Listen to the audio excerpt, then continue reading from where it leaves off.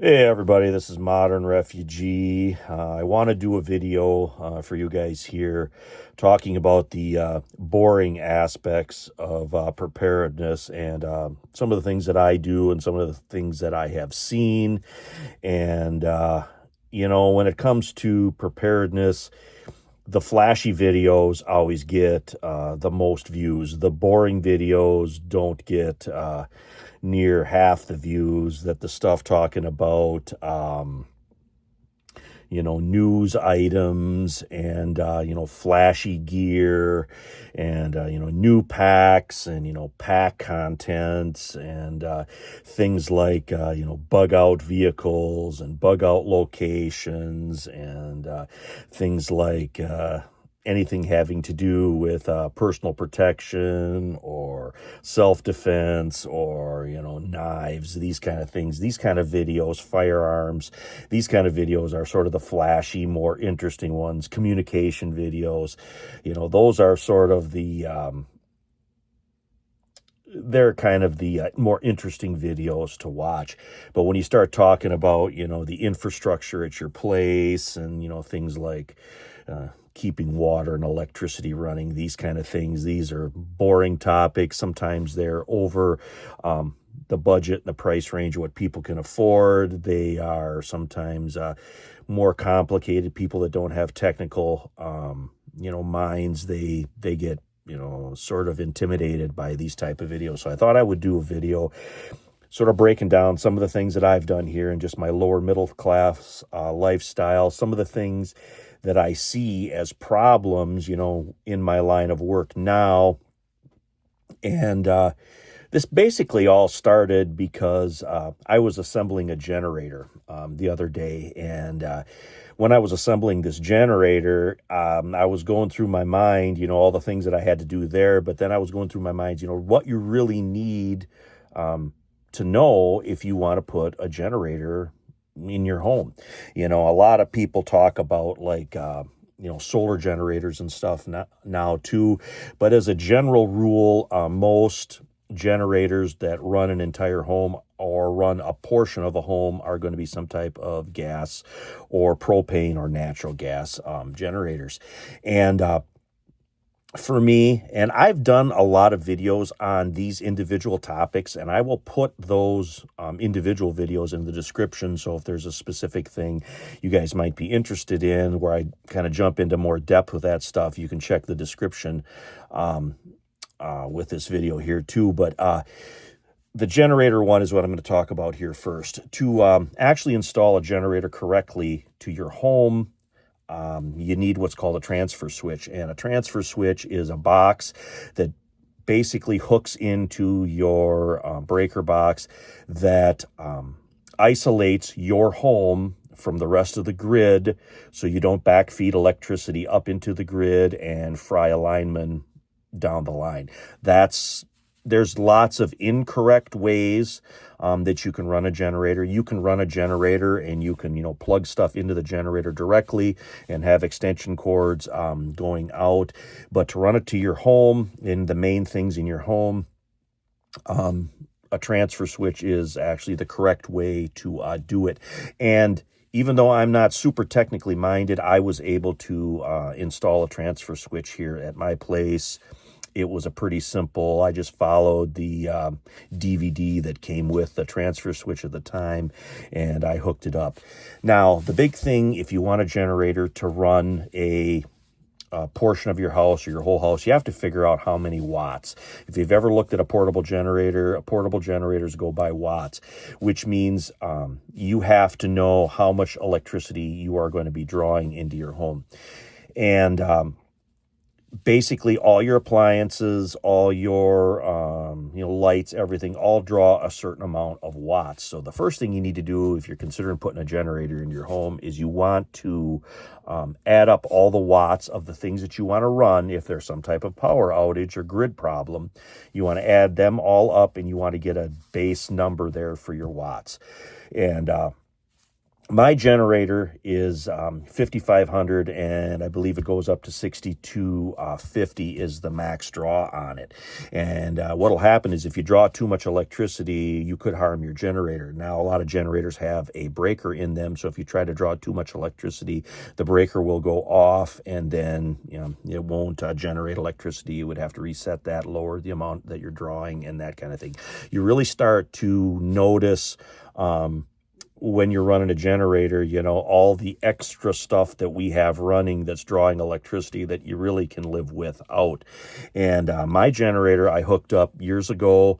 I did it piecemeal. I did the transfer switch first. I did the generator next, and then we have a detached garage, so I have it so I can hook up the generator, run it out in the garage, lock the garage up, and then run the power to the house. So if you know anything about generators and that kind of stuff, they're loud, they're noisy, they're obnoxious, and people also have a tendency to steal them if there's some type of long-term power outage. So you want to have a way to secure that portable generator if it's not a whole house generator. I'm going to get into whole house generators a little bit too here, talk about them as well.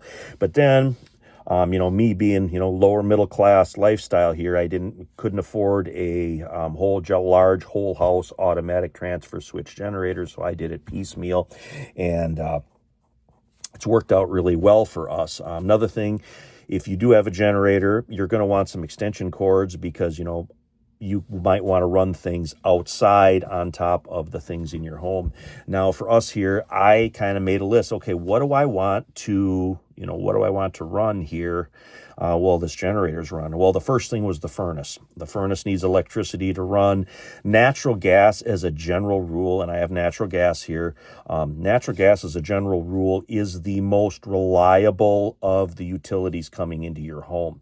In all the years that I've lived here, I've never had a problem with natural gas, not working.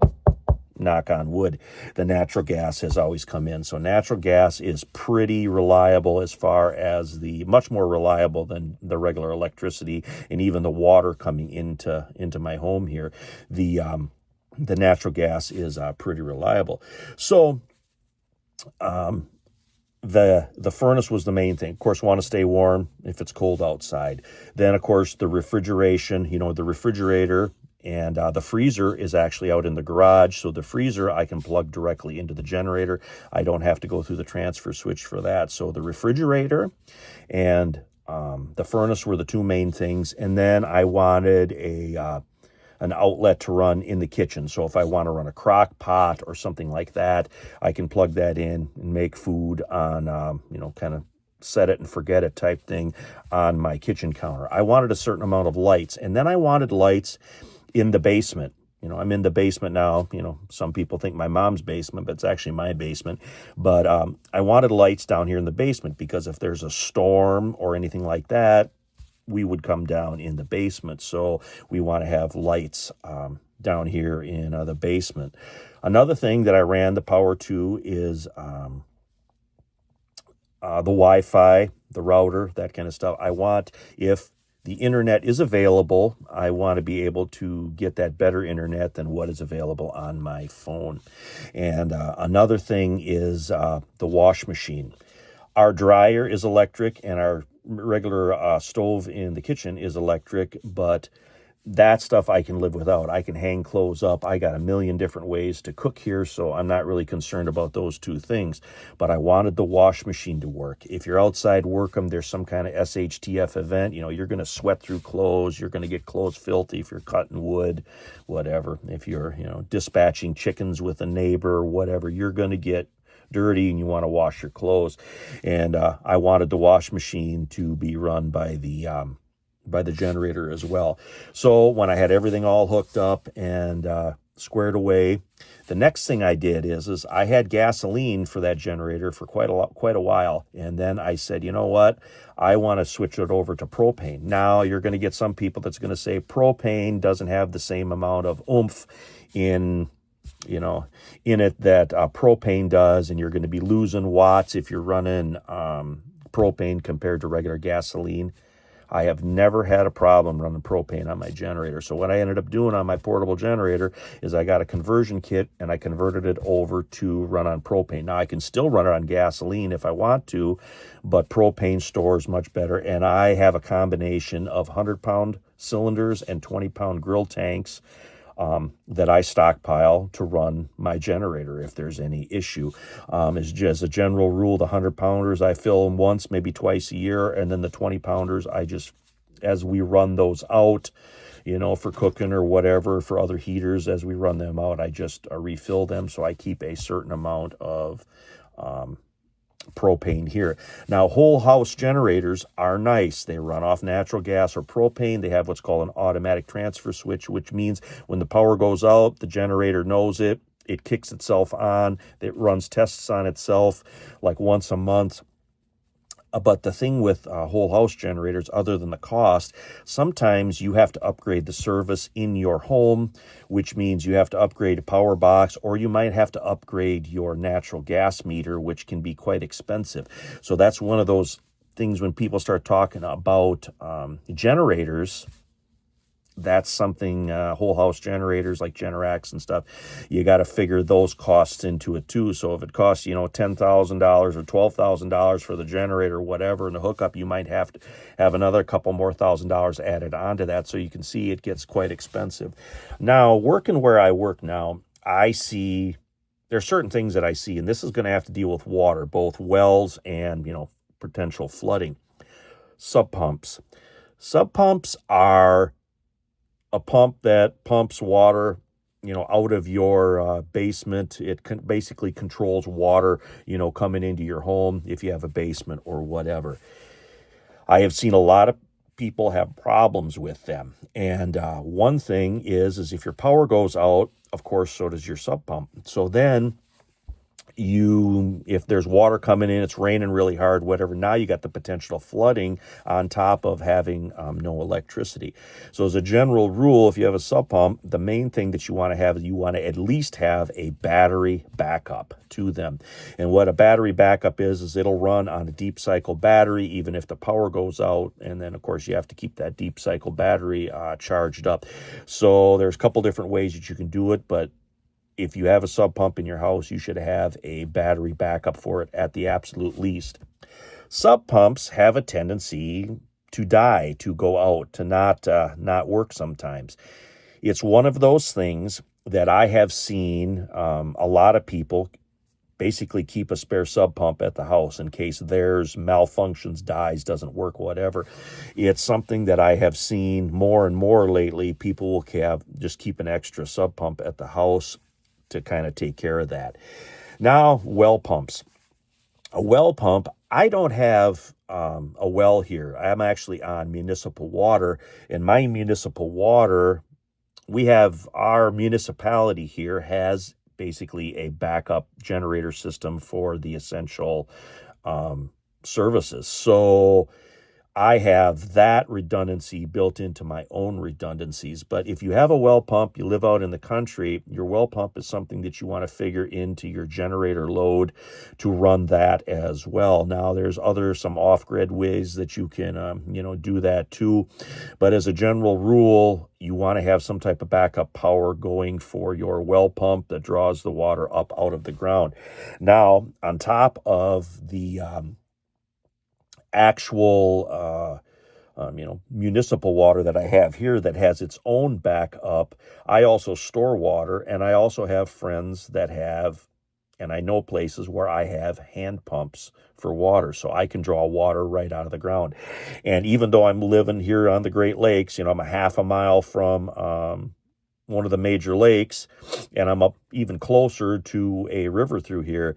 The river and the lake are the last places that I'm going to take water out of. I'm going to try to get water some other way that I don't have to put all the energy into treating it. I still have Berkeys here. I have, ways to treat water here. I have a certain amount of stored water here. I've never really added it up, but I have enough water that we could probably go a couple of weeks with what I have stored. One thing that you hear a lot of people talk about is, I've got water in my hot water heater. I can use that. And that is true. You can Hot water heaters are anywhere typically between 30 and 50 gallons is the amount of water that are in like a natural gas, which what we have here, hot water heater.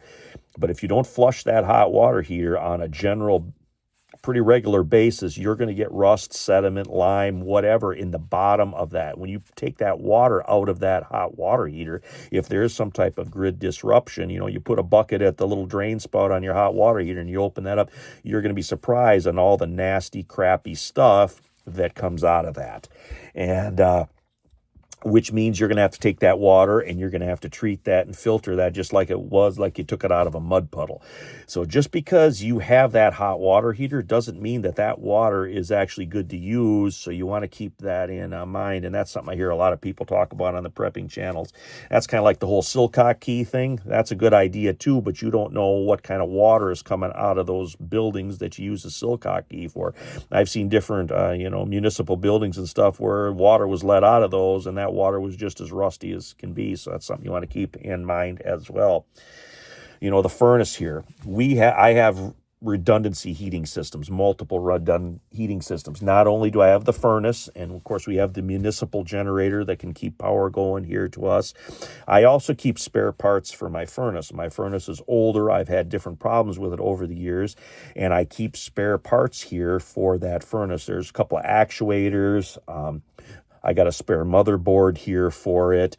I have sort of the main electrical components that could give me problems here for my furnace. I also have a spare thermostat here. And a thermostat, I've had thermostats go out at weird times. Like one time we had a thermostat that went out on Christmas Eve. It would have been a really cold Christmas if I wasn't able to repair that. And typically thermostats are pretty reasonable, anywhere between $20 and $50. It's a good idea if you have a, forced hot air, either natural gas or propane furnace, keep a spare thermostat handy in case you would have to change that out. I also have wood heat backup. And when I say wood heat backup is I don't have a wood stove all the time. That would jack up my house insurance sky high. But what I do have is a nice convenient hole in my chimney that was here when we moved into this house. And I had my chimney checked out and everything, and how everything runs. I have a wood stove here, and I also have the pipes to hook up to that chimney so I can have wood heat if something really bad happens. Shit does hit the fan. I don't have to worry about that. Literally in 10 minutes, I can have the pipes installed. I can get a fire going in that. And I have placed that wood stove, that backup wood stove, in the house here. I have placed it in the basement so it doesn't freeze, so I can keep heat in here so it doesn't freeze my water lines coming into the house. Plus, I placed it directly underneath my cold air registers from upstairs that draw cool air into the furnace to heat to blow back out. Well, if I dismantle the bottom of that, the heat from that wood stove, heat rises, right? So it's going to rise and it's going to basically backfeed into those cold air registers, and it's going to let heat go into my upstairs as well as down here in the basement. So that is another simple redundancy that I have, put into my preps. So if the natural gas quits or the municipal generation system doesn't work, I still don't have to worry about, freezing my butt off up here in the wintertime. I have a big stack of firewood, and I also heat my garage with a wood stove. I have plenty of wood here. Literally in 10 minutes, I can get a fire going here. Is it going to be 80 degrees in the entire house if this takes place? No, but I can keep it comfortably in the 60s. The kitchen, the bathroom, the living room, in the basement where our preps are, and our water lines coming in, I can keep that all above freezing, so I don't have to worry about my canned goods and stuff freezing. I don't have to worry about that. I can be proactive and I can do something.